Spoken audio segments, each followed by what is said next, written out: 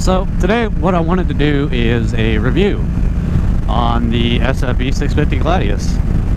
And you know, I'm extremely happy with this bike. I'll tell you what, all around, I mean, I have a few minor complaints, but all around this bike, it's a pretty darn good bike. A couple things I wanted to start off with. Well, we'll start off with the main point. 650 90-degree V-twin engine. It's got a roughly about 70 horsepower and 45 foot-pounds of torque peak. That's rough. It might be up or down a couple points, but I'll tell you what, that is plenty enough to have some fun on, man. You can do clutch ups in second gear, no problem. I wouldn't hold the wheelie out. The way the engine's designed, the oil sump, I wouldn't hold the wheelie out. But it can be done.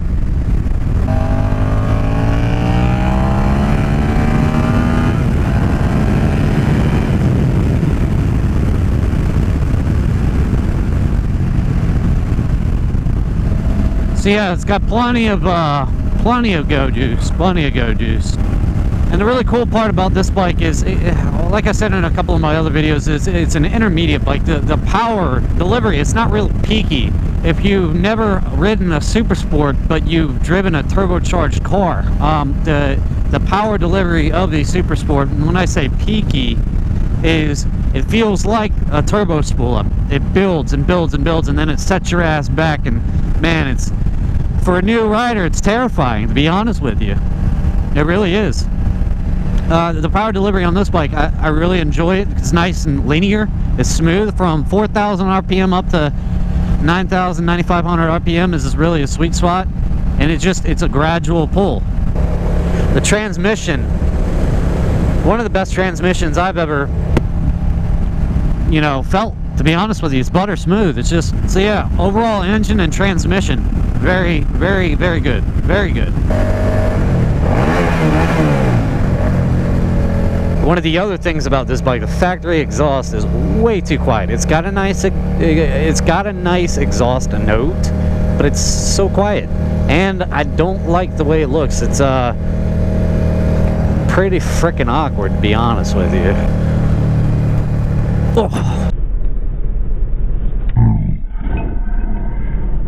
Oh, that brings me to the next one of the only other cons of this bike, the seat. It's a torture rack. It sucks. There are definitely way more comfortable seats out there. It has no padding. None. Whatsoever. Zero padding. The braking and suspension on this bike, it's fairly good in my opinion. It's the ride's pretty comfortable as far as normal everyday riding. You know, stuff like this, except for when you go over bumps like that. But suspension, I mean, it's pretty good. It's not a Super Sport, but you can definitely get her down.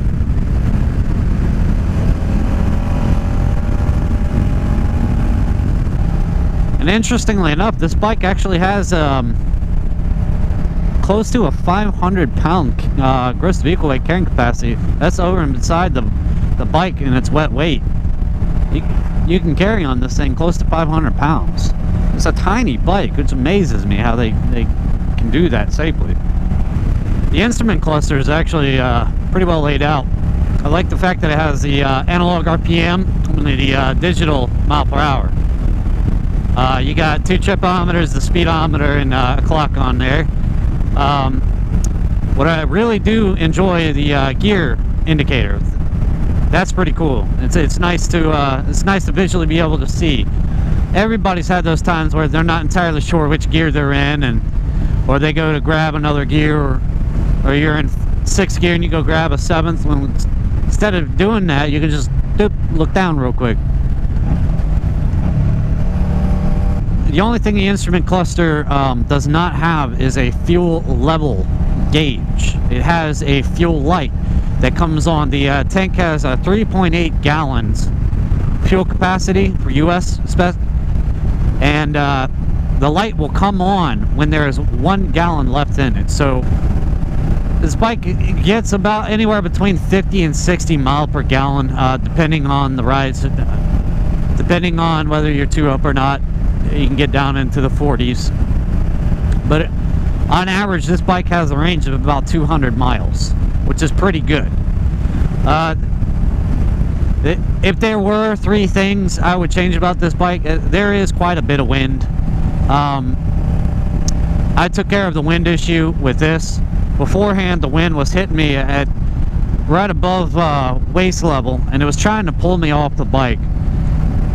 You know, which is fine for, you know, commuting 20 miles to work and back, or quick jaunts down the road. But when you're going 100, 200, 300, 400 miles, you know, 100 miles plus in a day,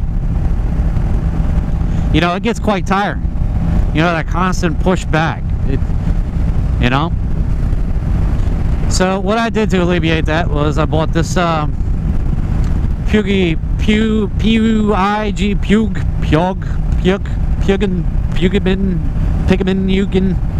Hadouken windscreen for naked bikes. It's high quality, fits very well, and now the wind hits me at about here. This oh man, motor vlogging and people passing you thinking, what in the hell are you even doing? As far as cons goes with this bike, seat, wind protection, muffler, need a muffler.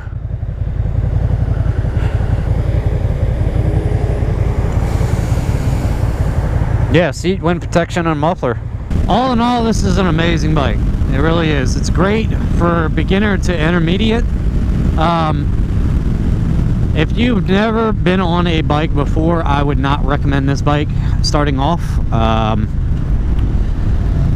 If you've got some type of motorcycling experience, took the MSF course, did well in it, yeah, I'd say you can definitely start off with an SV650. As far as intermediate to advanced, I'd say this thing's going to keep your attention for a while.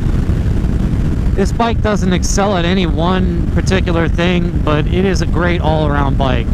Reliable as crap. That 90-degree V-twin engine that Suzuki's got is just legendary reliability. Keep your maintenance up, you should be fine. So if you're looking at one of these, thinking about getting one, or just got one, good. Get it. Get it, got it, good. Ride it. Enjoy it.